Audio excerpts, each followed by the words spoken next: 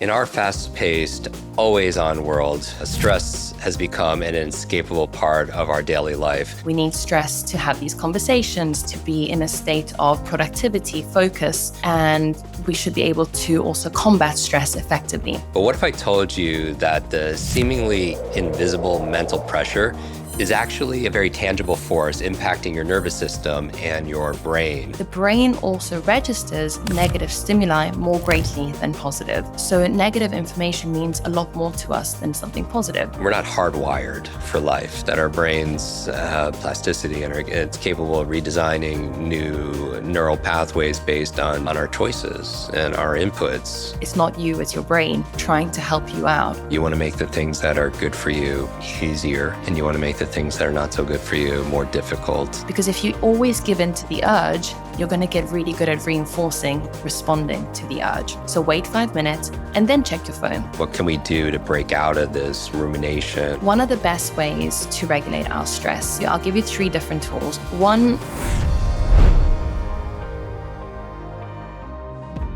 Welcome back, Kwik Brains. I am your host and your brain coach, Jim Kwik. In today's episode, we are joined by Nicole Vignola. We'll be looking at stress from a neuroscience perspective to understand what is actually going on in our brain during this state of mind. And I think everybody could relate to stress. It's almost this invisible thing that's always there. It's like fish in water. We don't sometimes realize it's there, the water itself, because we're so used to it. But we're going to talk about things like why we have a tendency towards negativity bias and what we can do to catch ourselves entering a stressful state before we find ourselves too deep in it already. Nicole is a neuroscientist, an organizational consultant, and author of a brand new book called Rewire. It's Rewire, Break the Cycle, Alter Your Thoughts, and Create Lasting Change. Welcome to the show, Nicole. Jim, thank you so much for having me. I've been following you for a long time. Yeah, I'm looking forward to this conversation.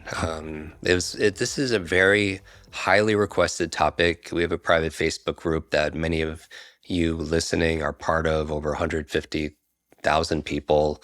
And stress it's always one of the things people need help with. Something that is definitely part of our lives, but hopefully after this conversation, you'll be able to see there are tools and mechanisms and ways that we can handle our stress and hopefully change the mindset around it as well a little bit. Well, I encourage everyone to listen and also really focus on this for the next 20 minutes or so. Take notes, because stress is something we deal with daily, but we still find it difficult to detect, be detected before it has completely taken over, how we feel, take over our life. And in these moments, it can be very helpful to remember that stress actually can be quite tangible. So can you explain what is happening in our nervous system, and our brain, obviously, when we are stressed, and how can this understanding help us to catch the oncoming stress quicker? I assume self-awareness, is part of the equation to make any kind of positive change. Yes, so I'll go by explaining stress first, and then I'll talk to you a little bit about the mindset around stress, and I'll break down stress into 3 different categories, which is what I've done in Rewire. So we all feel stress, and rightly so, we should actually feel stress sometimes. We need stress to have these conversations, to be in a state of productivity, focus, and we should be able to also combat stress effectively. So we will experience acute stress in our day. Maybe something scares you or somebody cuts you off in traffic, your cortisol and adrenaline levels go up, and then you can quickly recover from that. The problem is that when stress remains and it becomes chronic, that's when it has detrimental effects on the brain and body.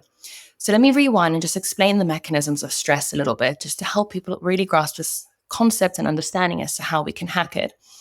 When you experience something stressful, your brain will release something called norepinephrine, or you'll also be releasing epinephrine or adrenaline from the adrenal glands in the body. So these 2 systems are somewhat, quote unquote, married to one another. They trigger each other.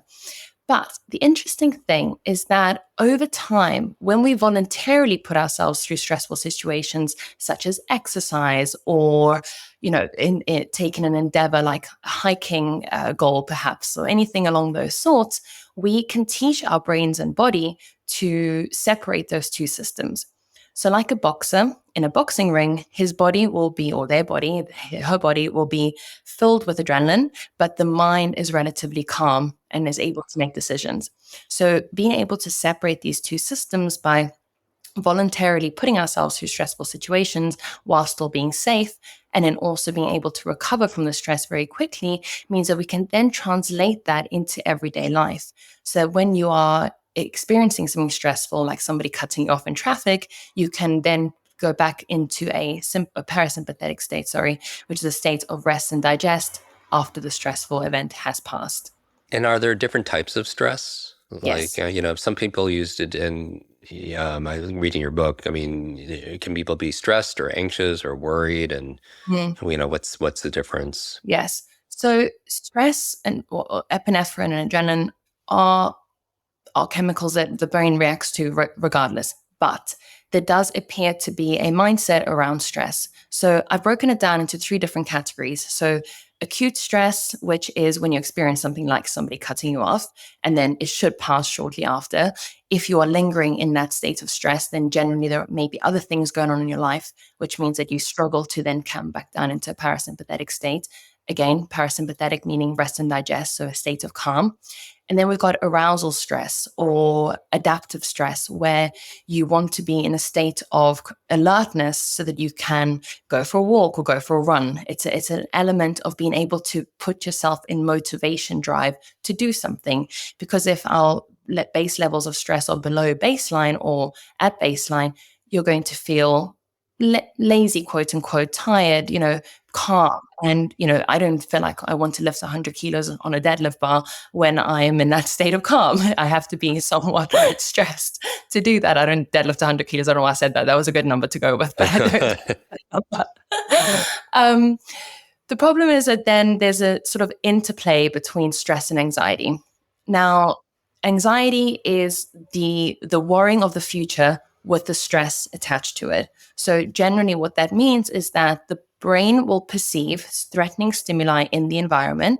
The amygdala, which is part of that threat detection center, alerts the brain, alerts the HPA axis, which tells the adrenal glands to release adrenaline. And that can sometimes be overactive, meaning that it will perceive threats in the environment where they're not necessarily there. Now, the difference between stress and anxiety is that stress is caused by an external force. If you were to remove the external stressor, so perhaps the deadline or the financial worries, etc., then generally speaking, that stress system will come down back to a parasympathetic state. If, however, you are still feeling anxious, worried, stressed about the future, but there's no obvious external stimuli, then that's generally an anxiety rather than a stressful situation. And the stress and anxiety often lead to rumination or maybe this kind of loop where you're dwelling on maybe negative things that are happening in life and fail maybe to see the good things or the accomplishments or the progress because we're focusing on how far we still need to go. I'm curious, maybe through a neuroscience lens, can it help us explain the negativity bias here, and what can we do to break out of this rumination or this?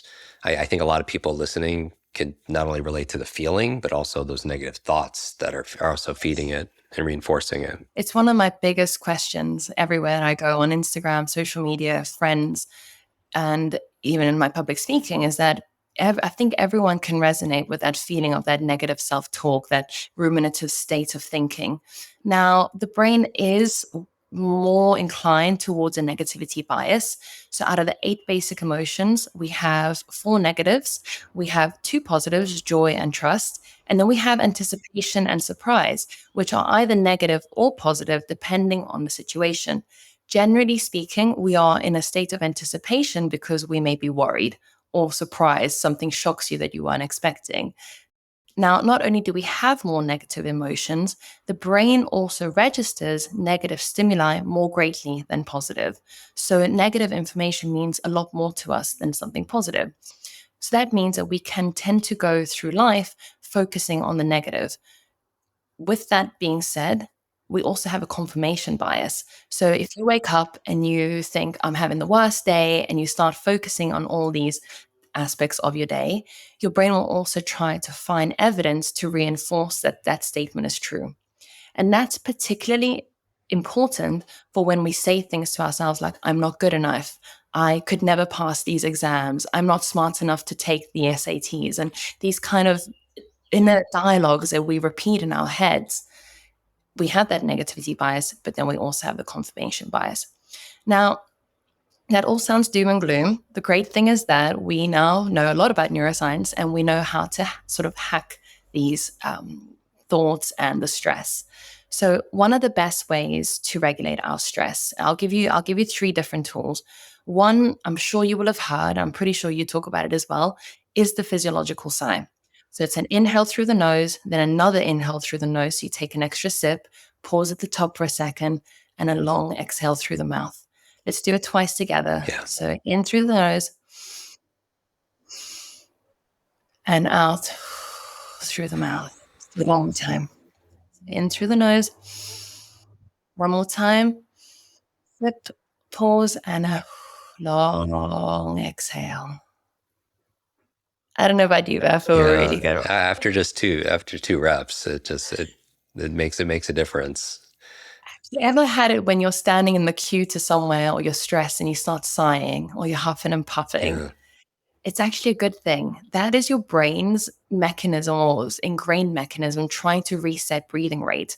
We've just associated sighing with a negative thing, like, oh, why are you sighing again? But it's a positive thing. And it's our body trying to dump the extra stress, the carbon dioxide from our system so that we can recover. And it's almost like we're informing, ourselves that we're safe, that we have that we're not doing that fast, shallow breathing, like we're in danger and fight or flight.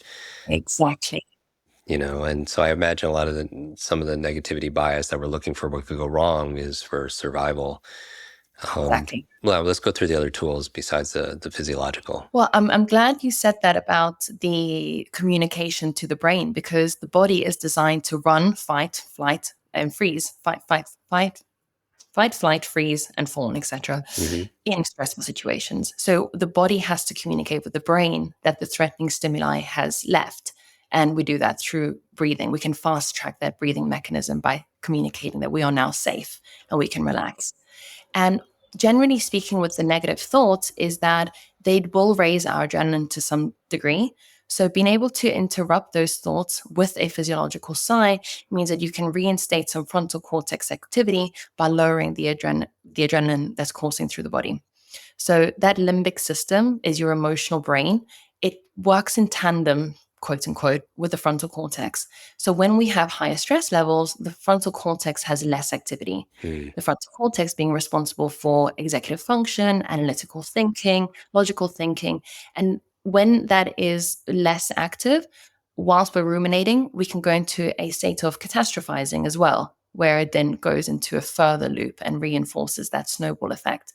So by doing the physiological sigh, you're lowering stress, reinstating frontal cortex activity, so you can then come back to those thoughts and maybe analyze them or move on from them, whatever is more sort of apt for the moment. And in that stressful state, it's kind of like we're held hostage, like almost in our survival brain, and we don't have easy access to that executive functioning, problem solving, creativity, and so on. Exactly. The second tool is walking. So what's really interesting is that in 2018, they did a paper in mice, and they looked at lateral eye movements.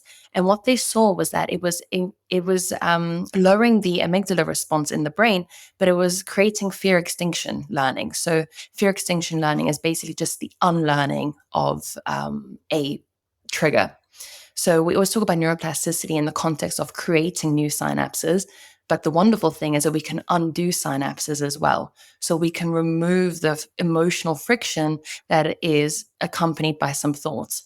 And walking has the same effect. So when we're walking through the world, our eyes are moving side to side naturally. So provided you're not on your phone, you will be creating a type of EMDR type therapy. So for listening, EMDR is a type of therapy where they use goal-directed eye movements in therapy to help you process the thoughts and emotions without the fear perception involved. And that is because what they saw in this paper is that the lateral eye movement was activating the orbitofrontal cortex, which was competing for resources with the amygdala. So if the frontal cortex is active, then the amygdala was deactivated.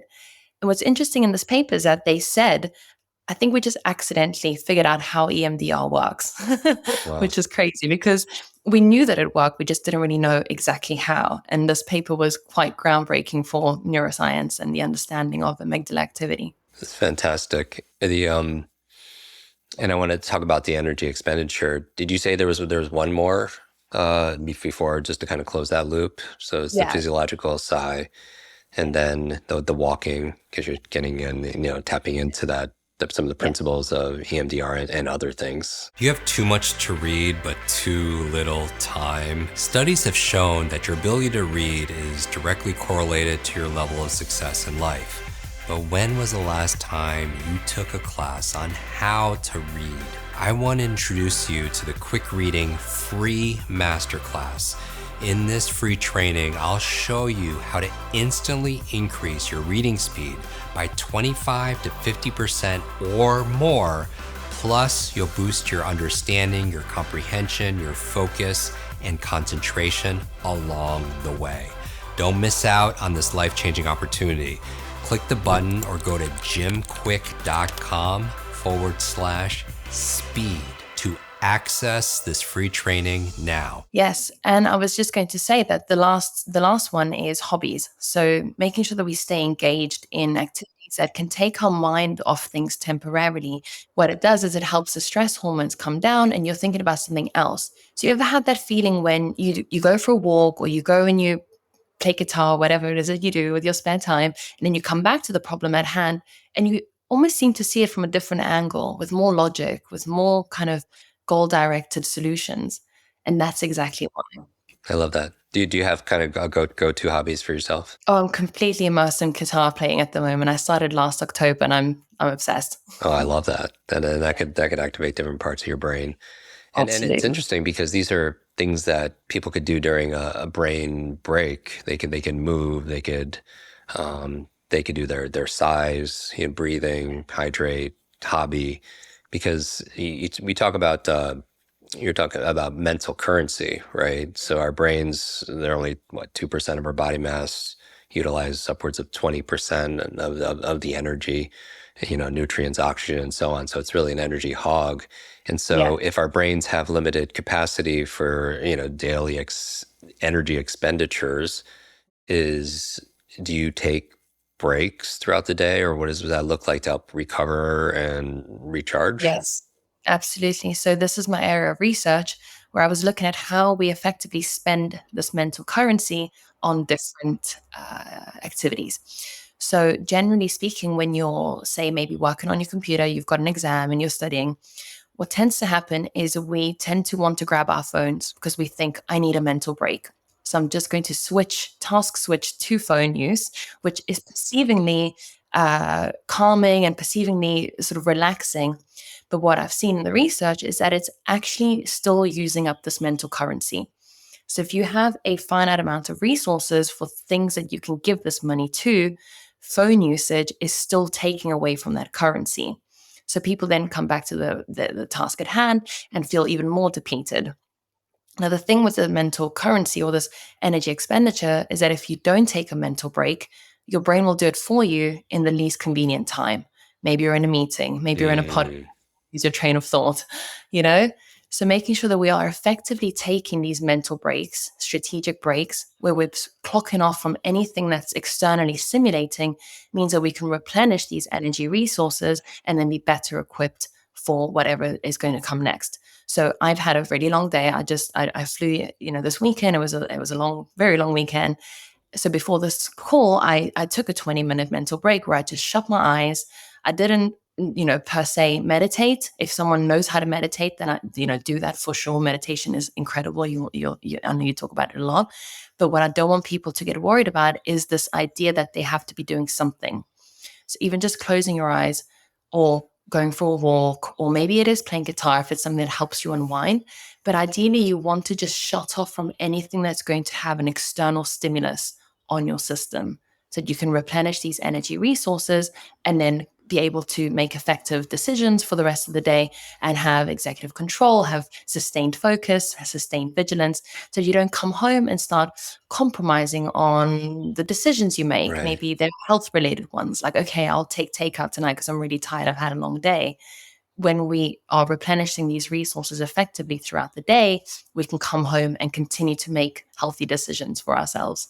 So in your thinking about healthy decisions, in your book Rewire, you mentioned that people often attribute things like I think it was mood swings, irritability, depressive symptoms to something being wrong with them. Mhm. When it could be just our body's way of trying to reach this homeostasis.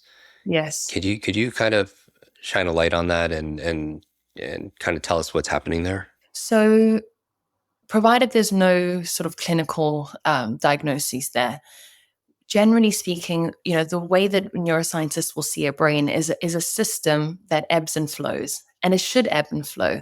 When we go through major highs, maybe you have an achievement or an exam, or I just after I wrote the book, I went through a really big dip.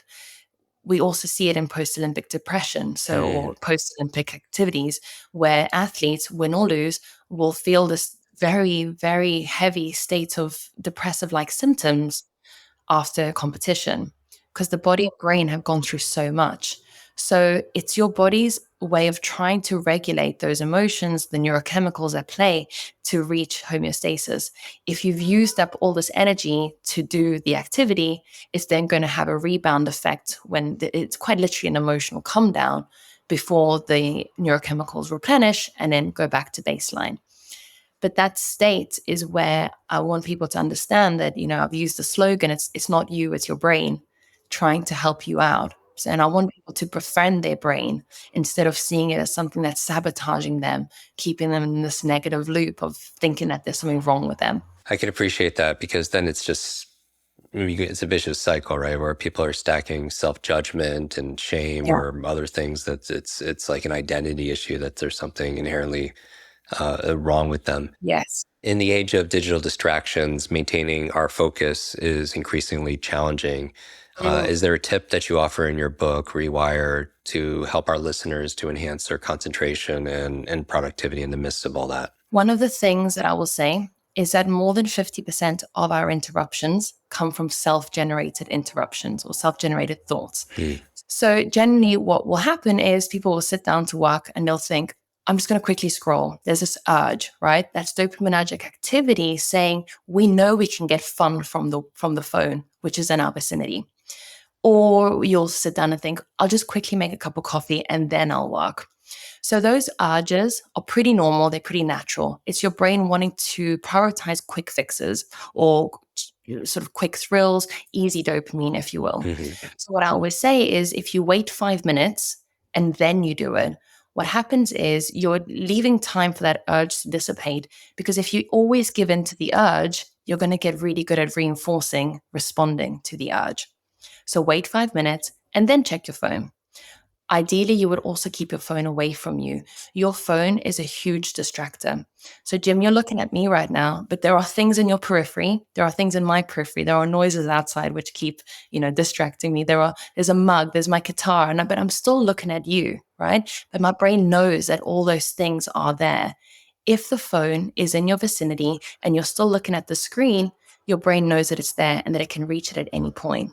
Yeah, it's so important to take control your environment. It just makes, for me, my rule in the household is, you want to make the things that are good for you easier, and you want to make the things that are not so good for you more difficult. So you don't have to use that willpower, or that even when you go to the restaurant, and let's say you're not eating a lot of bread, prefer gluten, and they bring bread out and they sit it on the table. It's a lot easier to say no, thank you, right up front, and have them take it away, as opposed to keeping it there. And then it's just like the phone. It's just like you have this, you have Yes. 50 times during a meal, you have to say no. And it takes a lot of energy, Yeah. mental currency. I could talk to you for hours and geek out over rewire and neuroscience applied towards these areas. And I'm sure a lot of listeners would listen also as well. Where can they continue their journey with you? How can they stay connected with your work? Where can they get the book? I'm on Instagram as Nicole's Neuroscience. I don't have any other social media at the moment apart from LinkedIn. My website is nicolesneuroscience.com, and the book is available on my website or on any bookstore. So Barnes & Nobles, McNally Jackson, anywhere in the US, it's available. So thank you. Thank you for doing the research and putting that into a book. I know our listeners love reading, so I recommend everyone get their copy of Rewire. We'll put all those links to Nicole's social media, to her website, to get the book at our show notes, as we always do, at jimkwik.com/notes. For me, the key takeaway is that we're not hardwired, for life, that our brains have plasticity and it's capable of redesigning new neural pathways based on our choices and our inputs that we decide to give them. So let's, all of us who are listening, take Nicole's advice to heart and be intentional about these things we talked about, our habits, our mindset, our self-talk, because we're always programming our nervous system and our gray matter. And so, as always, don't forget to subscribe. We put the extended version of past 20 minutes on YouTube. So join our 1.6 million YouTube subscribers there, and leave a comment. I read every single one. A lot of speed reading there on whichever platform you happen to be listening. And if you want, take a screenshot and post it and put a link to it and tag Nicole, tag myself. I actually bought an extra few copies of the book. So if you tag us, I'll see it and I'll repost a couple and then gift a couple of random copies to our audience as a thank you. But Nicole, it's been a real pleasure. Jim, thank you so much for having me again. And yes, it's been an absolute pleasure. Wonderful. Thank you again to all our listeners. Until our next episode, be limitless.